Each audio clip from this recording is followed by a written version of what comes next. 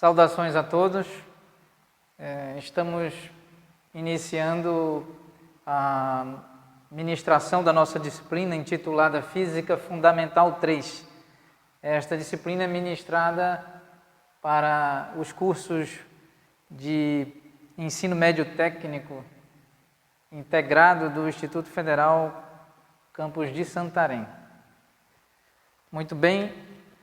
Sobre a disciplina Física Fundamental 3, precisamos, introdutoriamente, destacar sobre quais os tópicos de Física Fundamental serão apresentados durante esta disciplina. Então, aqui, esta disciplina dedicará sua ementa a estudar os fundamentos conceituais e matemáticos de eletrostática e eletrodinâmica.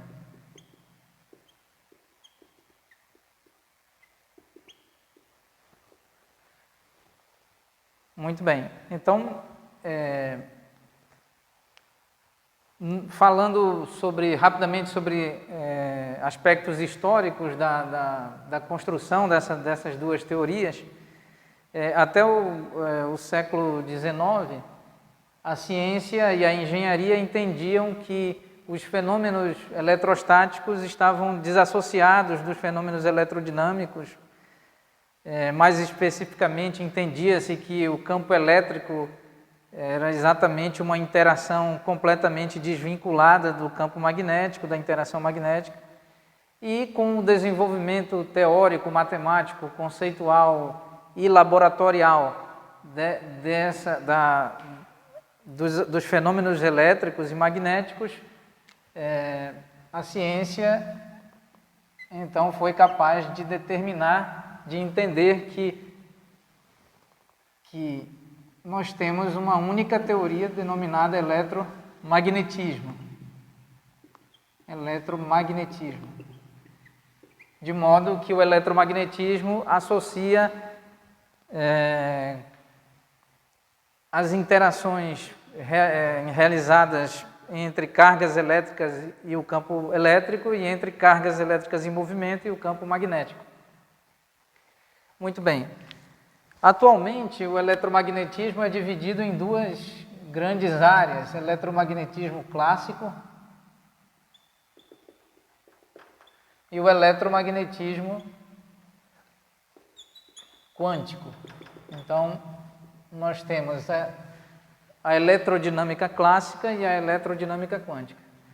Nosso curso, repito, Física Fundamental 3, dedicar-se-á a estudar o eletromagnetismo clássico, inicialmente dividindo os tópicos, dividindo o eletromagnetismo clássico em eletroestática e eletrodinâmica, a eletroestática associada à física de cargas elétricas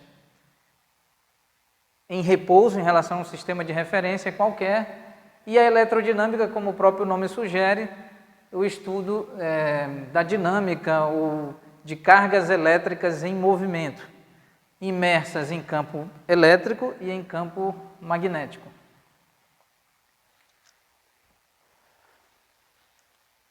Muito bem, então, inicialmente, gostaria de ressaltar que nosso curso de Física Fundamental 3,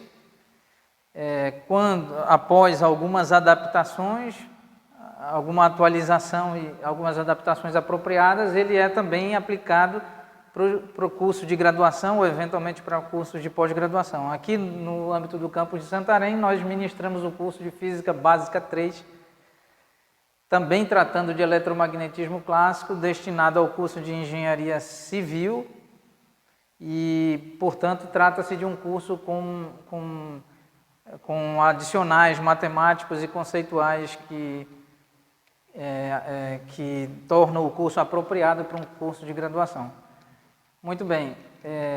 Ainda sobre o curso, vale ressaltar que eu elaborei essas notas de aula após consultar alguns livros. Eu gostaria de citar os livros que foram consultados para a elaboração deste curso, né?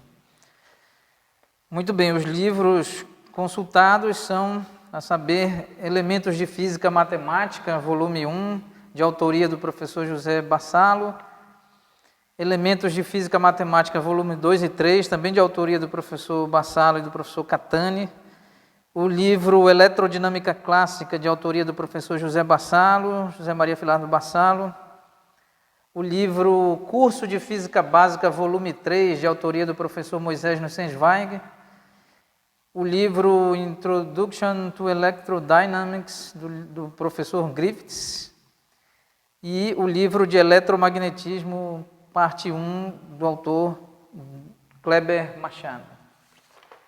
Muito bem.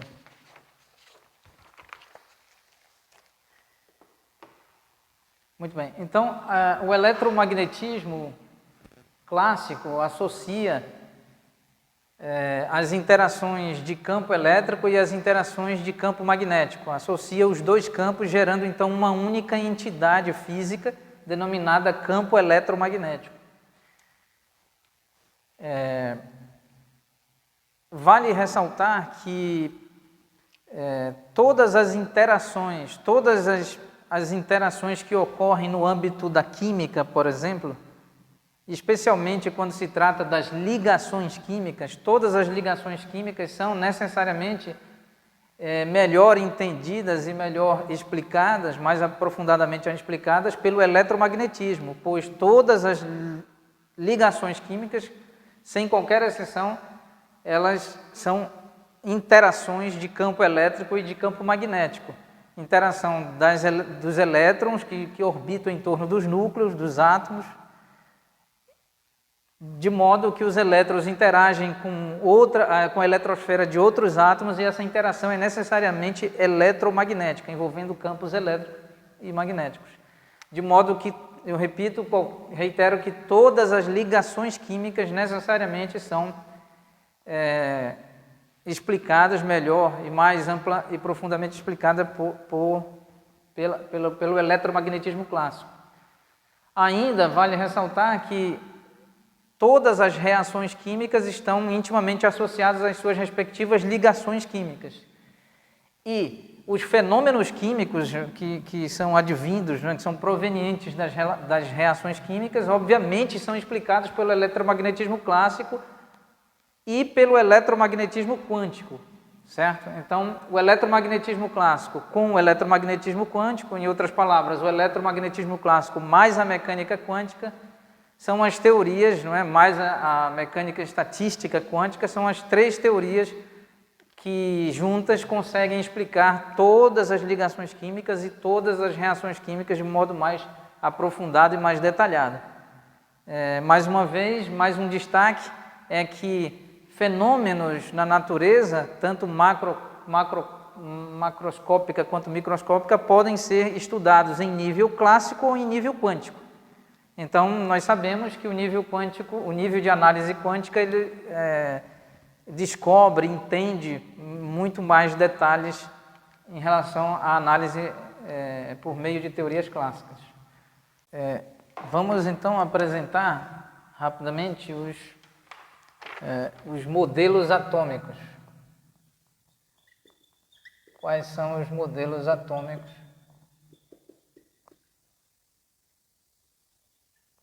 mais conhecidos? Então, muito rapidamente aqui.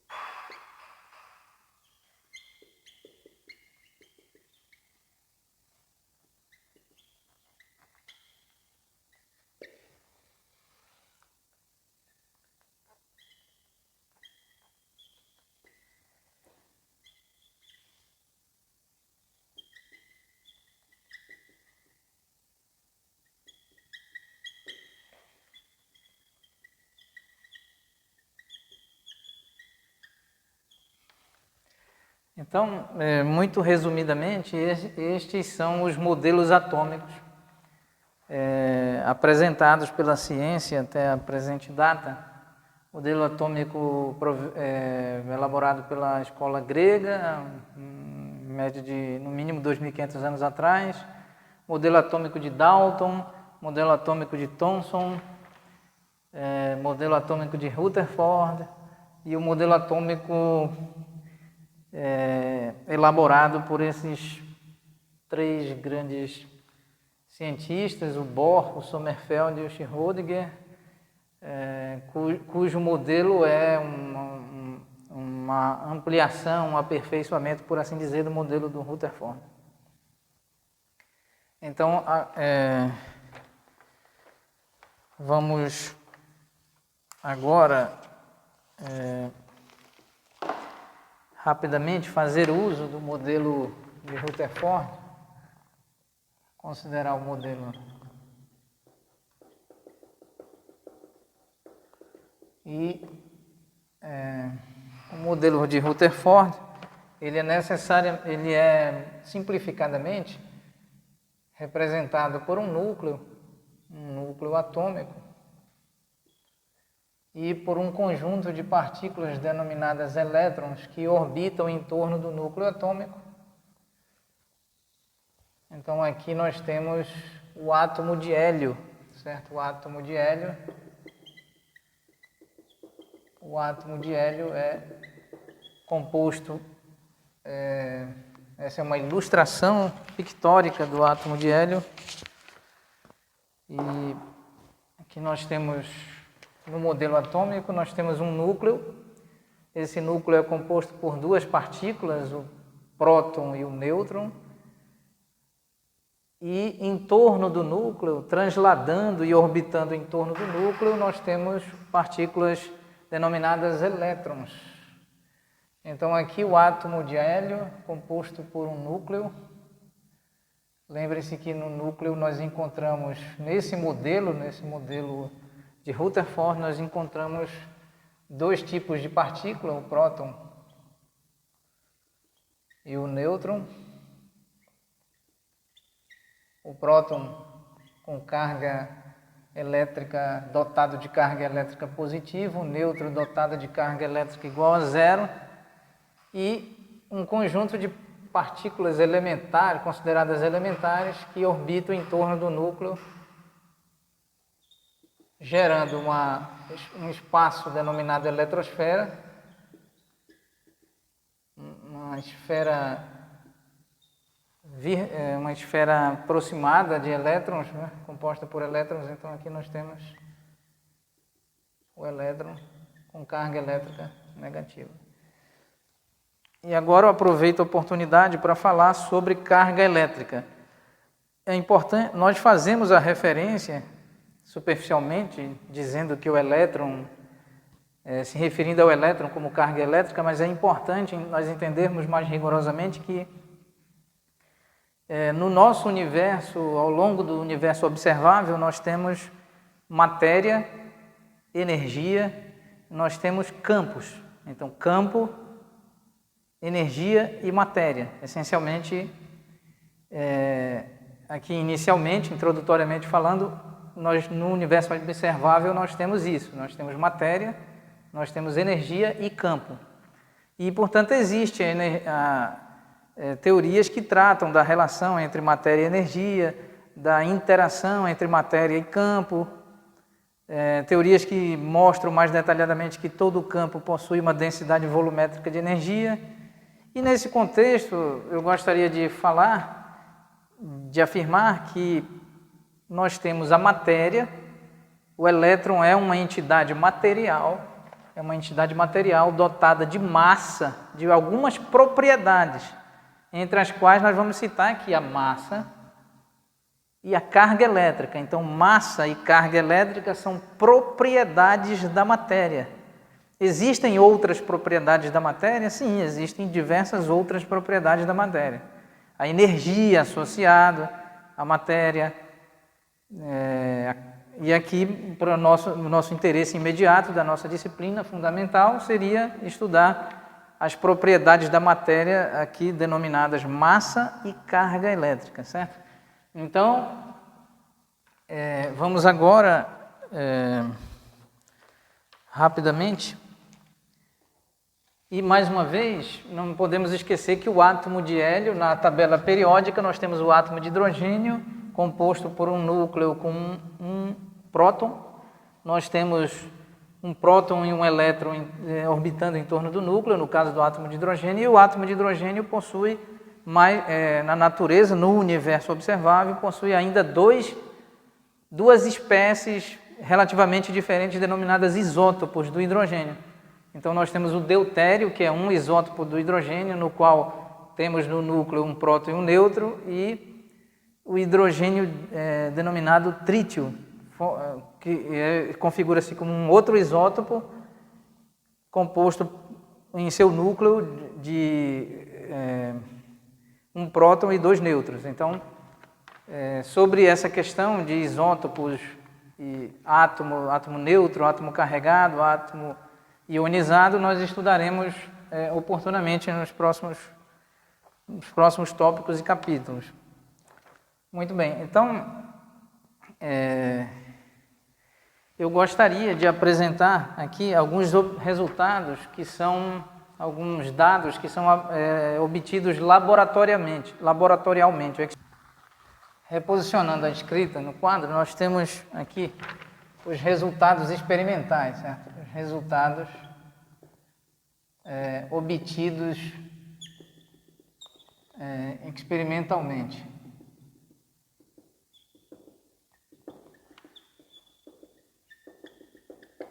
Resultados importantes, alguns resultados importantes. A carga elétrica do próton é de aproximadamente 1,6 10 elevado a menos 19 coulomb. Coulomb é unidade de carga elétrica. A carga elétrica do elétron é obtida experimentalmente como menos 1,6 10 elevado a menos 19 coulomb. Ao passo que a carga elétrica do nêutron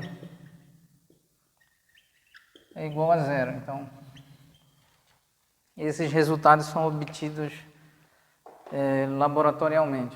Gostaria de ressaltar que esse modelo atômico apresenta como partículas fundamentais o próton, o nêutron e o elétron, de modo que todos os átomos são formados nesse tal modelo atômico, formado por 3 partículas fundamentais, e as moléculas, os cristais e os demais tipos de materiais, todos são formados por átomos, certo? Então, nesse contexto, a menor carga elétrica está associada às partículas fundamentais desse modelo.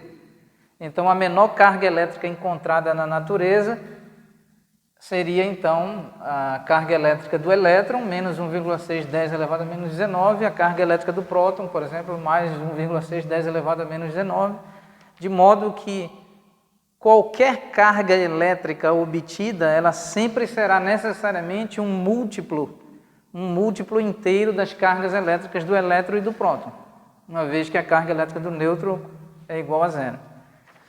Ainda sobre dados importantes, nós vamos aqui indicar rapidamente, registrar a massa do elétron.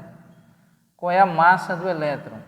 Medida em laboratório. Ela é aproximadamente 9,1 10 elevado a menos 31 kg.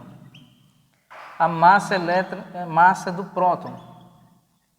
A massa do próton é aproximadamente 1,6 10 elevado a menos 27 kg. Menos 27 kg.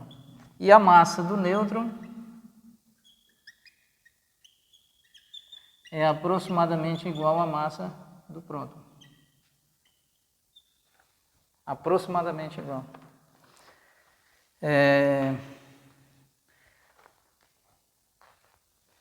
Por exemplo, para nós entendermos por que a massa do nêutron é aproximadamente igual à massa do próton, nós precisamos de outras teorias que não estão aqui dentro da ementa do nosso curso, certo? Tais como relatividade especial de Einstein, relatividade geral de Einstein, mecânica quântica, eletrodinâmica quântica, cromodinâmica quântica, que está associado à física dos núcleos, à física nuclear. Então, muitos dos resultados aqui no âmbito da teoria do eletromagnetismo clássico são admitidos como verdade, porém suas explicações estão em outras teorias.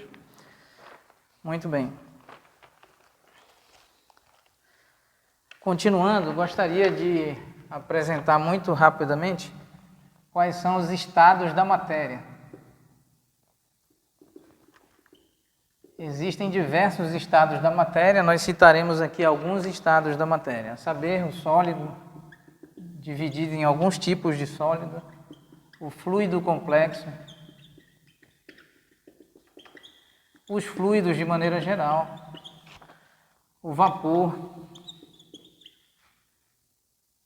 os fluidos líquidos de maneira geral, o vapor, o gás, o plasma, o condensado de Bose-Einstein,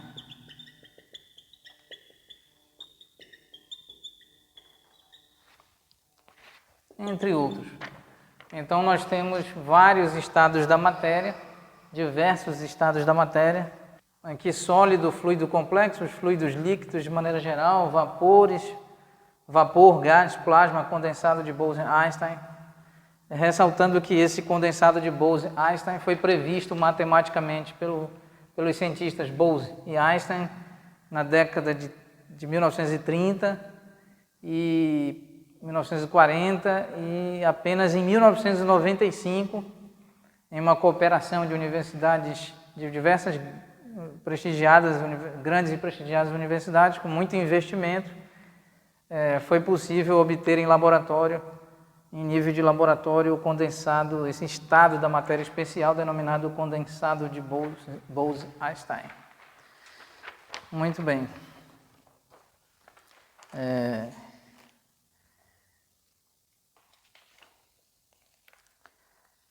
Agora, continuando,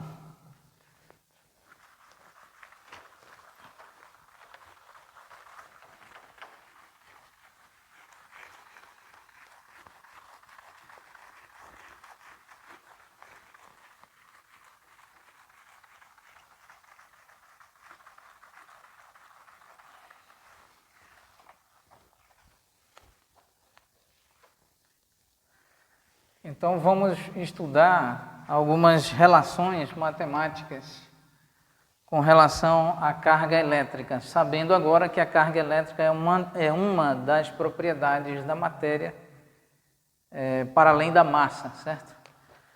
Então, aqui, matematicamente falando, a carga elétrica do próton é igual menos a carga elétrica do elétron, e a carga elétrica do nêutron é igual a zero. Então, do ponto de vista algébrico, nós podemos expressar desta forma, de modo que nós podemos encontrar duas condições de vínculo. A primeira condição de vínculo é tal que a carga elétrica do próton mais a carga elétrica do elétron é igual a zero. E a segunda condição de vínculo é de que a carga elétrica do próton mais a carga elétrica do elétron mais a carga elétrica do nêutron também é igual a zero. Então, nós temos duas condições de vínculo matemáticas que são úteis para tratamentos laboratoriais e tratamentos matemáticos, analíticos, certo? Uma outra relação importante é de que o módulo da carga elétrica do próton é igual ao módulo de menos a carga elétrica do elétron. E de acordo com a teoria estudada durante o segundo grau sobre funções modulares, a carga elétrica do próton pode ser reescrita assim, módulo de menos 1 multiplicado pelo módulo da carga elétrica do elétron. Nós sabemos que o módulo de números negativos é equivalente ao seu positivo. É igual ao equivalente positivo, de modo que a carga elétrica do próton, o módulo é igual ao módulo da carga elétrica do elétron. Esta também é uma condição, uma relação importante. Agora, vamos verificar conceitualmente, algebricamente, como definir qual é a carga elétrica total de um sistema qualquer. Leia-se sistema físico, qualquer sistema encontrado no universo observável, composto por moléculas ou por qualquer outra mistura ou substância, seja ela pura ou substância pura simples, substância pura composta, uma mistura homogênea ou heterogênea, qualquer que seja a estrutura, vamos tratar isso como um sistema físico e, por definição, de acordo com o modelo de Rutherford, nós temos moléculas que, por sua vez, são compostas por átomos e átomos que, por sua vez, são estruturados com base em um núcleo e eletrosfera, e núcleo, por sua vez, é composto por prótons e nêutrons, e a eletrosfera é composta exclusivamente por elétrons. Então, de acordo com o modelo de Rutherford, tudo se resume às três partículas fundamentais, a saber, elétron, próton e nêutron. Então, como calcular a carga elétrica total de um sistema qualquer que seja o sistema?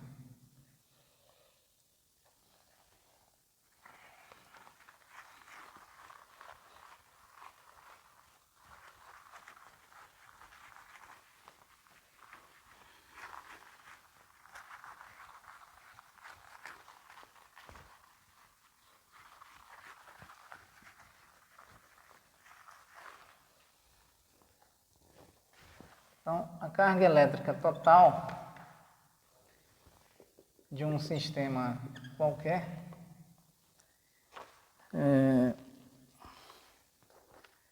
é exatamente igual à soma de todos os elétrons que compõem o material. Então, precisamos somar a carga elétrica de todos os elétrons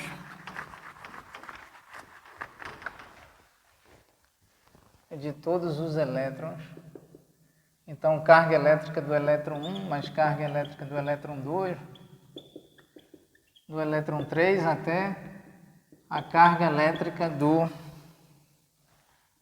último elétron. Então, o último elétron seria, vamos aqui usar a nomenclatura Ne. Então, a carga elétrica do último elétron. Que último elétron é esse? Esse número natural é dado por Ne, mais a carga elétrica de todos os prótons encontrados no sistema.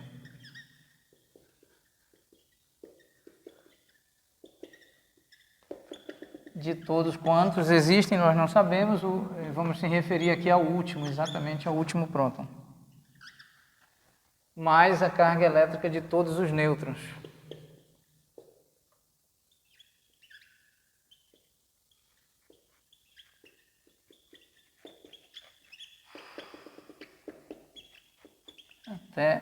Contabilizando até o último nêutron.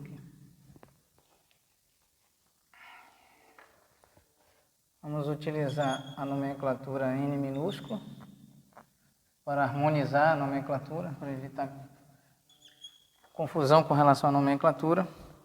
E essa soma de todas as partículas fundamentais do modelo de Rutherford, do modelo atômico de Rutherford, permite então escrever uma carga elétrica total que é expressa como um somatório que vai de 1 até o último elétron, do primeiro elétron até o último elétron,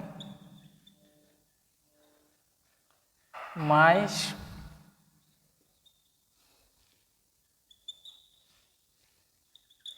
o somatório de todas as cargas elétricas dos prótons, com o subíndice I de soma variando de 1 até o último próton, mais o somatório com o subíndice I variando de 1 até o último nêutron sobre a carga elétrica do nêutron.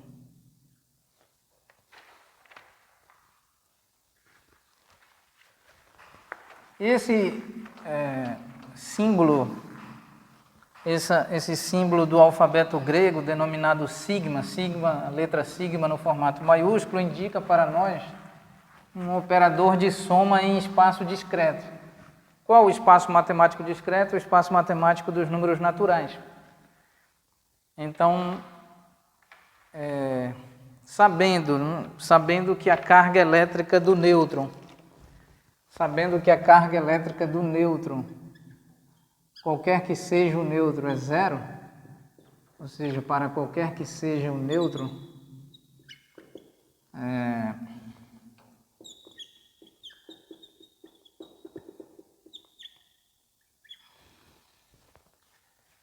nós podemos reescrever a carga elétrica total como da seguinte forma.